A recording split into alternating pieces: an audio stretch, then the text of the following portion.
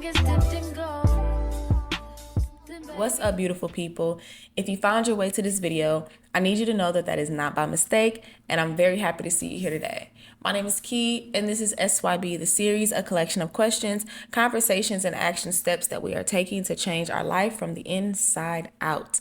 Let's talk about surrendering. Let's talk about why surrendering can be so hard when you're a person who refuses to give up control. And then let's talk about how the inability to relinquish control is often a sign of a lack of trust. To surrender can be defined as ceasing resistance. There's more to that definition, but let's just focus on that part for now. Ceasing resistance means that we are giving up some level of control over a situation. And until recently, I didn't even realize that I had a slight issue with control, down to the small things like how overly organized I feel like I have to be in order to get things done. That organization is my way of keeping control over my thoughts and ideas because I feel like if I'm not in control of them, they won't actualize.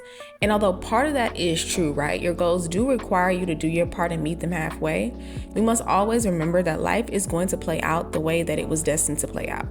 We can assist it with playing out faster or slower due to our actions, but what's meant to happen will always happen regardless. I think that concept is scary for some people because we tend to think in these extremes. I either have full control over my life or I have no control at all. And that simply is not the case. We work alongside universe to craft this life of ours. We are in partnership. And how can you have a healthily functioning partnership when you're so busy trying to control every aspect of it? If you find that you're having a hard time surrendering, it's probably because you don't fully trust your partner to do their part. And in this context, when I say partner, I'm talking about universe, romantic, and platonic relationships, because all of these are a form of partnership.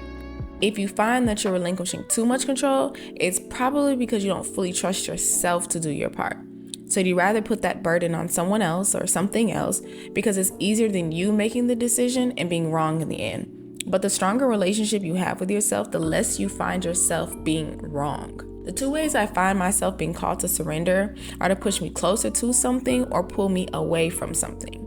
Starting back up this YouTube channel was something that was placed on my heart to do for a while, but because I didn't feel like I had all the skills and equipment needed to yield the intended results, I resisted the call to action.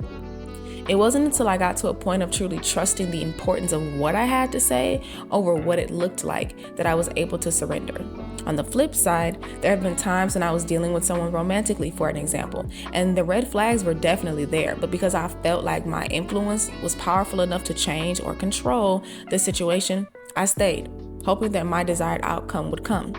It never did, because it wasn't supposed to. And if I would have trusted what I felt and what I saw, I could have surrendered to what I deep down knew to be true much earlier on. I call it the art of surrendering because it really is a skill that takes time to master. But when you do, you start to see your life play out so much more beautifully and authentically. That's the stage I'm in.